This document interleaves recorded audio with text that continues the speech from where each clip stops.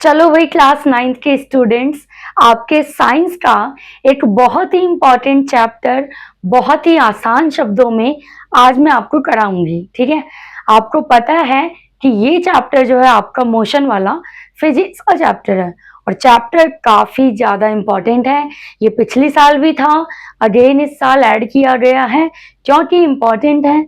इसके अंदर से बहुत सारे ऐसे क्वेश्चन हैं जो डिफरेंस बिटवीन वाले होंगे, तो जब मैं चैप्टर कराऊंगी उसी समय आपको बता दूंगी कि बेटा ये जरूर प्रिपेयर कर लो, ये आपके पेपर में आएगा। ठीक है, तो पिछली साल जब ये चैप्टर था तो उसका नाम था सिर्फ मोशन।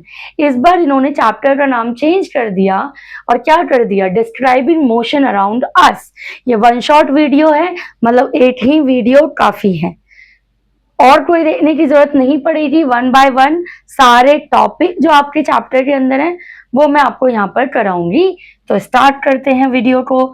मेरा नाम है खुशबू, जैसा कि आप जानते हैं, और मेरे साथ आज ये चैप्टर हम साथ में पढ़ेंगे।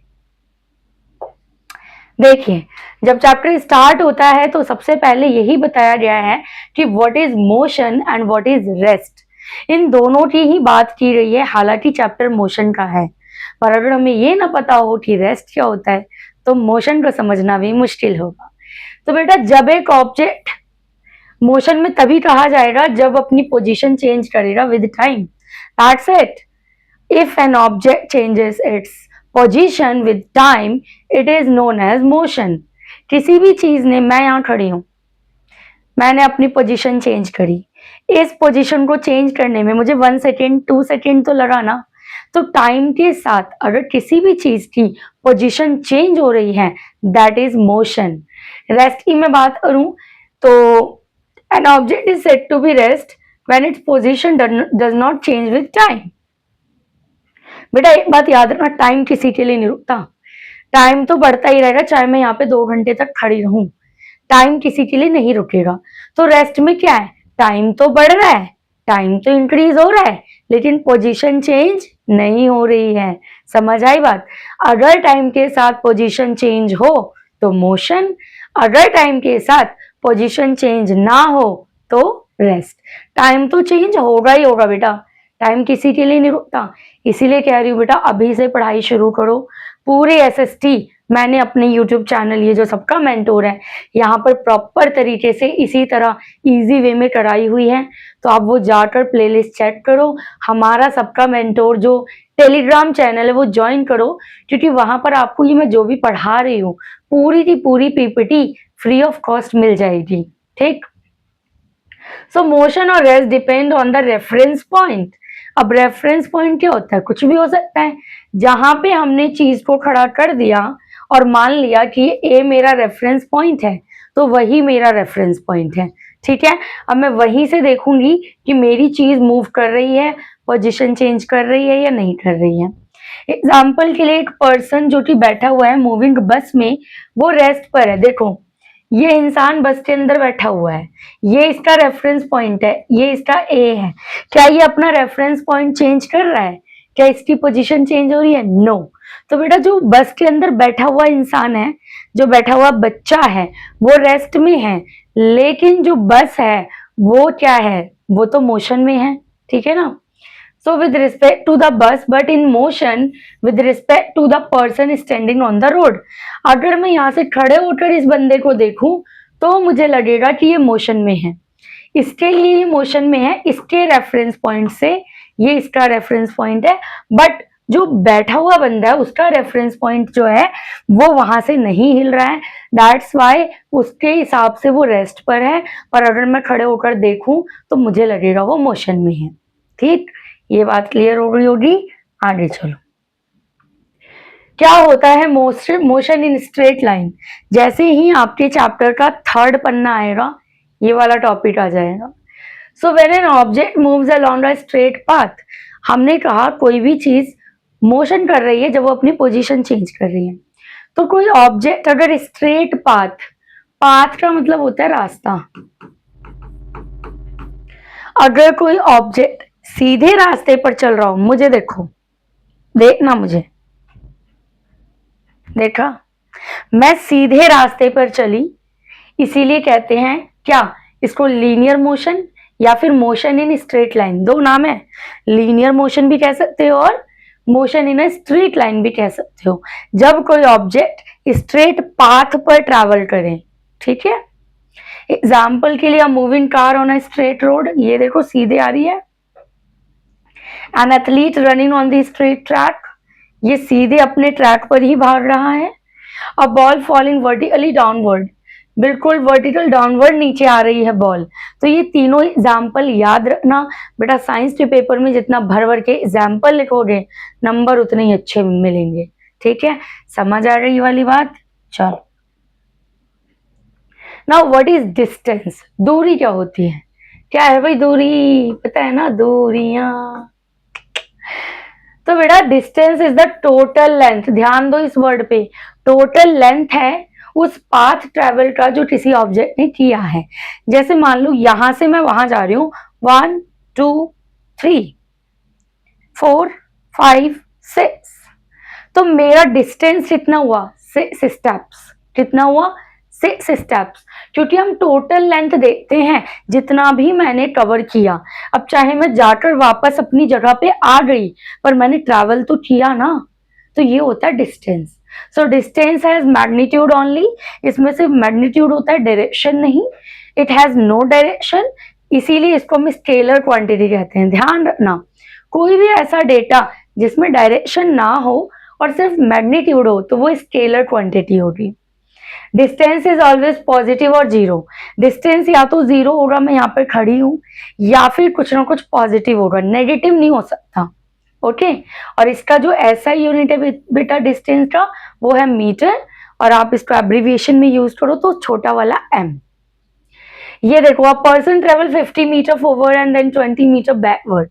एक पर्सन 50 मीटर गया, ठीक है, एंड देन 20 मीटर और बैकवर्ड आ गया, तो उसका टोटल डिस्टेंस कितना हुआ? 50 प्लस 20 यानी कि 70 मीटर, टोटल उसका हो जाएगा 70 मीटर। 50 आगे जाके फिर 20 वापस आया, बट कोई बात नहीं, उसने टोटल डिस्टेंस कितना कवर किया? 70 मीटर। जो मैंने अभी बताया ना, 6 स्टेप्स, 3 इधर फिर वापस आ गई 3, टोटल 6, और हमें चाहिए टोटल लेंथ डिस्टेंस कवर, जितना भी टोटल ट्रैवल किया। ये बात समझ आई? आगे चलो। नाउ डिस्प्लेसमेंट, अगर डिस्टेंस समझ आ गया तो डिस्प्लेसमेंट भी आ जाएगा। देखो डिस्प्लेसमेंट जो होता है वो शॉर्टेस्ट डिस्टेंस होता है। हमने क्या पढ़ा था पीछे डिस्टेंस में? टोटल जो ट्रैवल किया। यहाँ पे शॉर्टेस्ट डिस्टेंस बिटवीन इनिशियल और फाइनल पोजीशन। फिर से एग्जांपल, ये मेरी इनिशियल पोजीशन है, मैं यहाँ पर खड़ी हूं, ये मेरी इनिशियल पोजीशन है, मैं यहां से चलती हूँ 1 2 3, इनिशियल पोजीशन ये था, और ये मेरा क्या हुआ? Final position. तो इनिशियल से लेके फाइनल तक की जितना भी शॉर्टेस्ट डिस्टेंस है उसे हम डिस्प्लेसमेंट कहते हैं। अब मान लो मैं यहां से आकर एक स्टेप और इधर आ गई, अब बताओ इनिशियल पोजीशन और फाइनल पोजीशन में कितना गैप है? 2 स्टेप्स, क्योंकि मैं एक स्टेप वापस आ गई। हमें तो शॉर्टेस्ट गैप चाहिए ना, इनिशियल पोजीशन यहाँ था, फाइनल पोजीशन यहाँ है, 2 कदमों की दूरी पर है, तो डिस्प्लेसमेंट कितना हुआ? 2 स्टेप्स। लेकिन अगर मैं डिस्टेंस की बात करूं तो 3 यहां तक जाने में और एक वापस, तो 4 स्टेप्स। समझ आ रहा है? डिस्टेंस तो 4 स्टेप्स हो गए, और जो डिस्प्लेसमेंट हुआ सिर्फ 2, क्योंकि हम शॉर्टेस्ट दूरी दे रहे हैं, सबसे कम दूरी फाइनल में और इनिशियल में। Okay, so displacement has magnitude as well as direction. इसके अंदर मैग्नीट्यूड भी है, डायरेक्शन भी है, and that is why it is vector quantity. Vector quantity वो होती है जिसमें मैग्नीट्यूड भी हो और डायरेक्शन भी हो। ये पॉजिटिव हो सकती है, नेगेटिव हो सकती है, और जीरो भी हो सकती है, क्योंकि ये शॉर्टेस्ट डिस्टेंस है इनिशियल और फाइनल पोजीशन का। Magnitude of displacement is always less than the equal of the distance, ये आपने ध्यान रखना है। एक चीज और, डिस्टेंस जो है वो एक्चुअल पाथ ट्रेवल होता है, जो हमने एक्चुअल में जितना भी ट्रेवल किया है रास्ते भर में। जो डिस्प्लेसमेंट होता है वो शॉर्टेस्ट डिस्टेंस होता है फ्रॉम स्टार्ट टू फिनिश। मान लो आप अपने घर से निकले, अपने दोस्त के घर गए और वापस अपने घर आ गए, आपका डिस्प्लेसमेंट हुआ 0, क्योंकि वापस आप अपने इनिशियल पॉइंट पे आ रहे हैं। पर डिस्टेंस कितना हुआ? अगर आपका दोस्त 1 किलोमीटर दूर है तो 1 किलोमीटर जाने का और 1 किलोमीटर आने का 2 किलोमीटर, ठीक है ना बेटा। सो देख लो एक और एग्जाम्पल डिस्प्लेसमेंट का। एक पर्सन 50 मीटर फॉरवर्ड जाता है और फिर 20 मीटर बैक आ जाता है, तो कितना हुआ भाई? भले ही वो 50 गया हो पर 20 वापस आ गया, है ना, 20 वापस आ गया, तो इसने जो डिस्प्लेसमेंट किया वो किया 30 मीटर ओनली, ठीक है, क्योंकि इनिशियल पॉइंट और फाइनल पॉइंट में जो डिस्टेंस है, इनिशियल और फाइनल के बीच का जो गैप है, जो दूरी है, सिर्फ उसे ही डिस्प्लेसमेंट माना जाता है। सो डिस्टेंस तो 70 मीटर हो गया, 50 और 20, लेकिन डिस्प्लेसमेंट हुआ 30 मीटर, क्योंकि 50 में से 20 माइनस कर दिया हमने, वो वापस आ गया। समझ आया डिस्टेंस और डिस्प्लेसमेंट? चलो, नाउ डिफरेंस बिटवीन डिस्टेंस और डिस्प्लेसमेंट, क्योंकि वीवीआई कर लो इसको, वेरी वेरी इंपॉर्टेंट, ये आ सकता है पेपर में। मैंने कहा ना इस चैप्टर में बहुत सारे ऐसे टॉपिक हैं जो डिफरेंस बिटवीन करके आएंगे, ठीक है। सो डिस्टेंस क्या है? Total path travel. डिस्प्लेसमेंट क्या है? Shortest distance between initial and final position. Distance scalar quantity है, इसमें सिर्फ मैग्नीट्यूड होता है, डायरेक्शन नहीं होता, है ना, सिर्फ मैग्नीट्यूड है। जबकि डिस्प्लेसमेंट क्या है? वेक्टर क्वांटिटी, यानी कि इसके पास डायरेक्शन भी है प्लस मैग्नीट्यूड भी है। जो डिस्टेंस होता है इसमें डायरेक्शन की कोई रिक्वायरमेंट नहीं होती, लेकिन डिस्प्लेसमेंट में डायरेक्शन इज रिक्वायर्ड। डिस्टेंस या तो पॉजिटिव होगा या तो जीरो, लेकिन डिस्प्लेसमेंट पॉजिटिव भी हो सकता है, नेगेटिव भी और जीरो भी। जो डिस्टेंस है बेटा वो आपका डिस्प्लेसमेंट से ज्यादा या बराबर हो सकता है, और यहाँ पर आप देखोगे डिस्प्लेसमेंट जो है वो डिस्टेंस से बराबर भी हो सकता है और कम भी हो सकता है। तो ये हो गया डिफरेंस बिटवीन डिस्प्लेसमेंट और डिस्टेंस। आगे चलो, नाउ एवरेज स्पीड क्या होती है? ठीक है भाई, एवरेज स्पीड हमें बताती है कि कोई भी ऑब्जेक्ट कितना फास्ट था किसी भी डिस्टेंस को कवर करने के लिए। मेरी गाड़ी ने एक पर्टिकुलर डिस्टेंस कितने टाइम में कवर किया, it will show me the speed of the object. So average speed tales how fast an object cover a certain what certain distance। सो इसका फॉर्मूला याद कर लो भाई, टोटल डिस्टेंस अपॉन में time, ये आपने बचपन में भी किया होगा। इसकी जो एसआई यूनिट होती है एवरेज स्पीड की वो है मीटर पर सेकंड। अगर कन्वर्जन करना हो सो 1 किलोमीटर पर आवर को अगर हम करें फॉर एन एग्जाम्पल, सो वो 5/18 मीटर पर सेकंड होगा। अगर मीटर पर सेकंड को करोगे तो 18/5 किलोमीटर पर आवर आएगा। ये कन्वर्जन जब आप क्वेश्चन करोगे तो काम आएंगे। नाउ एवरेज वेलोसिटी क्या होती है? So average velocity tales how quickly, कितनी जल्दी मेरे ऑब्जेक्ट ने डिस्प्लेसमेंट चेंज किया। यहाँ डिस्टेंस कवर की बात हो रही है, यहाँ पे डिस्प्लेसमेंट की बात हो रही है। फॉर्मूला क्या है एवरेज वेलोसिटी निकालने का? बस डिस्टेंस की जगह कर लो डिस्प्लेसमेंट और टाइम इंटरवल जो भी आपको दिया गया है। डिस्प्लेसमेंट का भी जो ऐसा यूनिट है बेटा वो मीटर पर सेकंड है। वेलोसिटी के अंदर दोनों चीज होती है, मैग्नीट्यूड भी और डायरेक्शन भी। ये बात मैंने आपको पहले वाली स्लाइड पे भी बताई थी। So average velocity is a vector quantity, क्योंकि इसके पास दोनों चीजें हैं। ओके, ना स्पीड और वेलोसिटी के अंदर डिफरेंस पूछा जाता है। मैंने कहा जितने भी डिफरेंस वाले क्वेश्चन हैं इस चैप्टर के वो सब मैं आपको अभी ही करा दूंगी। बाद में कब करोगे, अब तो पेपर आने वाले हैं। मैं तो कहती हूँ जब चैप्टर पढ़ लिया उसी समय खत्म करो। ये क्या बात हुई, आज चैप्टर कर लेते हैं कल याद करेंगे, याद करने का दूसरा दिन नहीं आएगा, आज ही करो। सो स्पीड और वेलोसिटी में क्या अंतर है? स्पीड हमें बताता है tales how fast an object move, कि एक ऑब्जेक्ट ने कितनी तेजी से मूव किया। जबकि डिस्प्लेसमेंट बताता है how fast N object moves in a particular direction. यहाँ पे डायरेक्शन है, स्पीड के पास डायरेक्शन नहीं है। सो किस डायरेक्शन में उसने पर्टिकुलर बहुत तेजी से मूव किया वो हमें बताता है डिस्प्लेसमेंट। स्पीड जो होता है वो डिस्टेंस पे बेस होता है, जबकि वेलोसिटी जो होती है वो डिस्प्लेसमेंट पे बेस होता है। इनके फॉर्मूला भी अगर आप देखोगे तो स्पीड वाले में डिस्टेंस यूज हो रहा है, जबकि वेलोसिटी वाले में डिस्प्लेसमेंट यूज हो रहा है। स्पीड एक स्केलर क्वांटिटी है, इसके पास सिर्फ क्या होती है मैग्नीट्यूड, लेकिन वेलोसिटी वेक्टर क्वांटिटी है, इसके पास वेलोसिटी भी है और डायरेक्शन भी है। Speed has no direction but velocity has direction. इसका एग्जाम्पल लो, a car moves at 60 kilometre per hour, और यहाँ पर डिस्प्लेसमेंट क्या है, a car moves at 60 kilometre hour towards east. हमने यहाँ पे जो है डायरेक्शन जोड़ दिया तो वो वेलोसिटी बन गया। ठीक, समझ आई बात?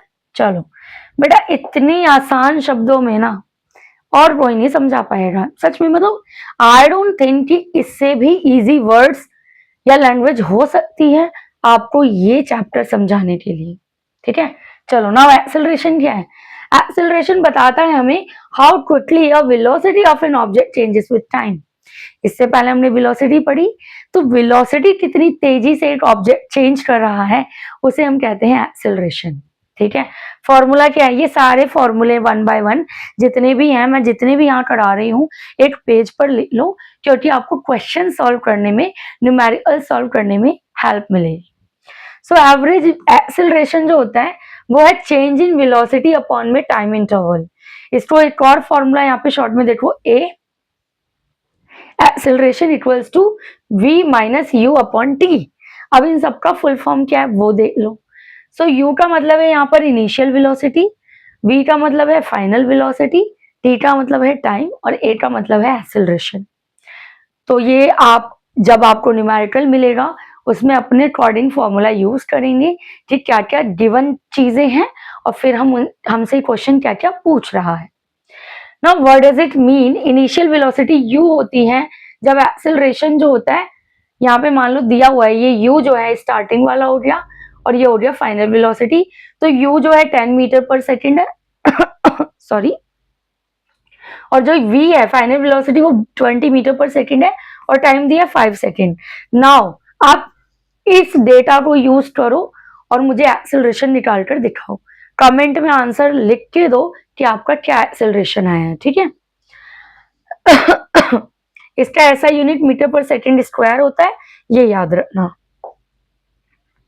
नाउ पॉजिटिव और नेगेटिव एक्सेलरेशन दोनों के बीच में डिफरेंस आ सकता है। मैंने कहा ना इस चैप्टर में डिफरेंस वाले क्वेश्चन बहुत हैं। देखो, जब एक वेलोसिटी इंक्रीज होती है डायरेक्शन ऑफ मोशन में तो उसे हम पॉजिटिव एक्सेलरेशन कहते हैं। जैसे यह कार स्पीडिंग अप, एक कार जो होता है वो टाइम के साथ स्पीडिंग अप कर रहा है 10 मीटर पर सेकेंड, फिर 20, फिर 30, तो ये हुआ पॉजिटिव एक्सेलरेशन। लेकिन ये नेगेटिव तब होता है जब वेलोसिटी डिक्रीज होती है। जैसे पहले तो 30 मीटर पर सेकेंड चल रहा था, फिर 20 हो गया, फिर 10 हो गया, इसने अपनी स्पीड को धीरे धीरे कम किया, तो एक्सेलरेशन भी क्या है बेटा, वो भी कम हो जाएगी। Now uniform and non uniform motion, ये भी आप डिफरेंस के थ्रू ही समझोगे, क्योंकि पेपर में डिफरेंस आ सकता है यूनिफॉर्म मोशन में और नॉन यूनिफॉर्म मोशन में। मोशन क्या है वो आपको समझ आ गया बेटा, ये वीडियो देख लेना और कुछ देखने की जरूरत नहीं है। न्यूमेरिकल सॉल्व कर लेना जो क्वेश्चंस में यहाँ पर आपको दे रही हूँ, प्लस फॉर्मूले भी दे रही हूँ। सो जब एक ऑब्जेक्ट कवर करता है equal distance equal interval of time में, इक्वल डिस्टेंस और इक्वल इंटरवल ऑफ टाइम, देखो एग्जांपल से और अच्छे से समझ आएगा। एक कार थी, 0 से 1 सेकंड में वो 20 मीटर चली, 1 से 2 सेकंड में फिर 20 मीटर चली, 2 से 3 सेकंड में फिर 20 मीटर चली। मतलब सेम टाइम इंटरवल है, इक्वल टाइम इंटरवल है और इक्वल डिस्टेंस है। So this is uniform motion. Equal distances in equal interval of time, it is uniform motion. Non uniform इसका उल्टा हो जाएगा। हमें पता है टाइम किसी के लिए नहीं रुकता। जब एक ऑब्जेक्ट कवर करता है unequal distance in equal interval of time, time तो इक्वल है, 0 से 1 सेकेंड, फिर 2, फिर 3, लेकिन स्टार्टिंग के सेकेंड में कार 10 मीटर चली, फिर 20 मीटर, फिर 30 मीटर, तो बेटा टाइम तो इक्वल है पर डिस्टेंस इक्वल नहीं है, and that is non uniform motion. समझ गए? बेटा यहां समझ नहीं आया तो कहाँ ही समझ आएगा, मतलब इससे आसान तो क्या ही समझाएगा कोई। आगे देखो, अब हम देखेंगे ग्राफिकल रिप्रेजेंटेशन, क्योंकि आपके चैप्टर के अंदर ये दिया हुआ, so we are going to do here also. Position time graph में हम एक तरफ पोजिशन ले लेंगे और एक तरफ टाइम, और हमने बना लिया है table of the data. So interval 0, 1, 2, 3 करके टाइम, और जो हमारा टाइम पोजिशन है वो ऊपर की स्लोप में जाएगा। नाउ हम देखते हैं कि जो पोजीशन है हमारे ऑब्जेक्ट की वो 1 पे कितनी है, 5, ठीक है, फिर 2 पे कितनी है, 10 से थोड़ी ऊपर। So in this graph the position increase, position बढ़ रही है। The straight line shows uniform motion. एक बात और पता चल रही है कि इसमें ना यूनिफॉर्म मोशन है, सेम इंटरवल ऑफ टाइम में सेम डिस्टेंस कवर हो रहा है, ठीक है। अगला जो है वेलोसिटी वाला हम टाइम ग्राफ देखेंगे, जिधर एक तरफ वेलोसिटी और दूसरी तरफ टाइम है। डेटा हमने टेबल के अंदर ले लिया है। इस ग्राफ में वेलोसिटी कांस्टेंट है with time, the straight line horizontal line shows uniform velocity. क्योंकि देखो बेटा टाइम तो बढ़ रहा है, ये देखो एक हो गया, 2, 3, 4, लेकिन जो वेलोसिटी है वो 20 पर ही रुकी हुई है। तो इसको हम कहते हैं क्या, कांस्टेंट वेलोसिटी टाइम है। यहाँ पर कांस्टेंट है वेलोसिटी, लेकिन टाइम तो किसी के लिए नहीं रुकता, सो टाइम तो बढ़ ही रहा है। Now kinetic equation of the motion, 3 यहाँ पर मैं आपको फॉर्मूले बताऊंगी, नंबर 1, नंबर 2, नंबर 3। कुछ नहीं करना, तीनों फॉर्मूले याद करने हैं। फॉर्मूले के अंदर जितनी भी वैल्यूज दी गई हैं उसका मतलब क्या आपको पता होना चाहिए, and according to the question कि आपको क्या क्या चीजें गिवन है, इन तीनों फॉर्मूलाज को आप यूज करोगे, ठीक है। So these equation are used when an object moves in a straight line with constant acceleration, v equals to u plus at, जहां पर v फाइनल वेलोसिटी है, u इनिशियल, a एक्सेलरेशन और t time है। तो आप देखना आपके फॉर्मूले में ये चीजें हैं, और क्वेश्चन जब न्यूमेरिकल का आएगा तो इनमें से क्या क्या चीजें गिवन है। फिर एक है s equals to ut plus half at square, जहां पे s का मतलब है डिस्प्लेसमेंट, u का मतलब वही इनिशियल वेलोसिटी, a का मतलब एक्सेलरेशन और t का मतलब टाइम। तीनों फॉर्मूले लिख लो, इन्हीं तीनों फॉर्मूले से सारे न्यूमेरिकल सॉल्व होंगे। एक और है v square equals to u square plus 2as, जहां पर v का मतलब फाइनल वेलोसिटी, u का मतलब इनिशियल, a का मतलब एक्सेलरेशन और s का मतलब डिस्प्लेसमेंट। तो नोटबुक में ये तीनों फॉर्मूलाज लिख लो, न्यूमेरिकल्स के क्वेश्चन सॉल्व करने होंगे तो ये आपको काम आएंगे। Now motion in a plane क्या होता है समझो, आपके चैप्टर के अंदर है, पिछली साल नहीं था, इस बार जोड़ा गया है, तो पूरे चांसेस हैं कि पेपर में ये पूछा भी जाएगा। सो बेटा when an object moves in 2 dimension, जब एक ऑब्जेक्ट 2 डायमेंशन में मूव करती है, its motion is called motion in plane. ध्यान से समझो, जब एक ऑब्जेक्ट मूव कर रही है और सडनली अपना डायरेक्शन चेंज करती है, इसे कहते हैं मोशन इन प्लेन। इससे आसान नहीं हो सकता कुछ भी। जैसे कि the ball follows a curve path in the plane, ball जो मोशन में था उसने पोजीशन भी चेंज किया है, अपना डायरेक्शन भी चेंज करी है साथ के साथ, तो इसे हम कहेंगे मोशन इन प्लेन। एक कार ने अपना डायरेक्शन चेंज किया व्हाइल मूविंग, जैसे ये कर्व बनाया, कार ने अपना सडनली डायरेक्शन चेंज किया, वो मूवमेंट में था, मोशन में था, इसे हम कहेंगे मोशन इन प्लेन। जो सैटेलाइट हमारी पृथ्वी के चारों तरफ घूमते हैं, या हमारी पृथ्वी जो सूरज के चारों तरफ घूम रही है, वो कैसा मोशन कर रही है, मोशन इन प्लेन, ठीक है। जब हमारा ऑब्जेक्ट मोशन में भी है और डायरेक्शन भी चेंज कर रहा है, इसे हम कहते हैं मोशन इन प्लेन, ठीक है। चलो नाउ सर्कुलर मोशन क्या होता है। So when an object moves along a circular path, अगर स्ट्रेट पाथ पे चले तो वो होता है लीनियर मोशन, स्ट्रेट मोशन। अगर हमारा ऑब्जेक्ट राउंड पाथ पे घूम रहा है, सर्कुलर पाथ पर घूम रहा है, तो इसे हम कहते हैं circular motion. For an example hands of a clock, clock के जो हैंड होते हैं सर्कुलर मोशन कर रहे हैं। और stone tie to a string and rotated, हम रोटेट कर रहे हैं स्ट्रिंग से बांधकर पत्थर को, वो भी क्या है हमारा सर्कुलर मोशन। एक कार जो मूव कर रही है सर्कुलर ट्रैक पर, जितने भी प्लैनेट सन के चारों तरफ घूम रहे हैं, ये सब मोशन तो कर रहे हैं, लेकिन कैसा motion, circular motion, right. Now uniform circular motion, वही बात हो गई,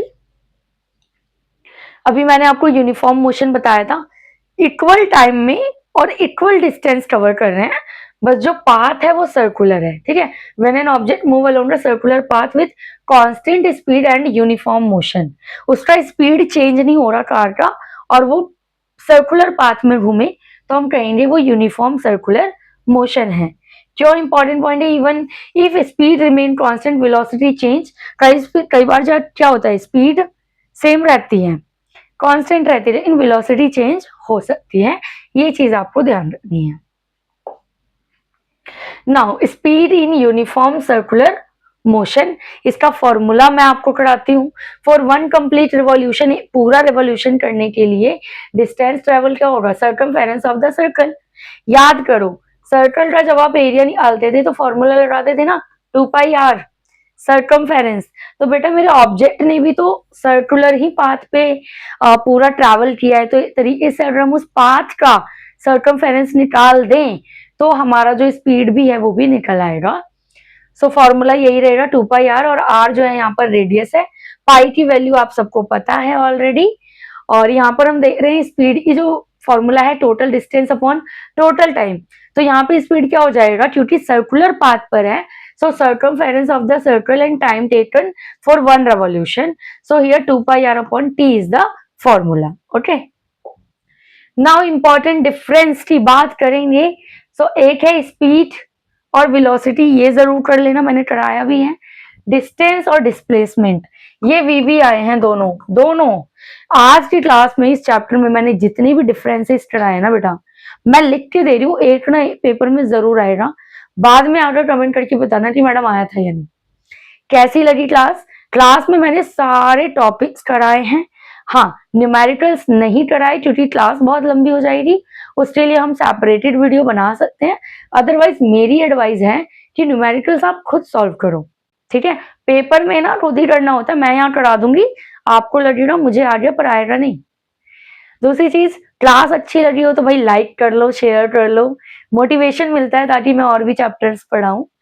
और बस ऐसे ही पढ़ते रहो। ऑल द बेस्ट एग्जाम्स के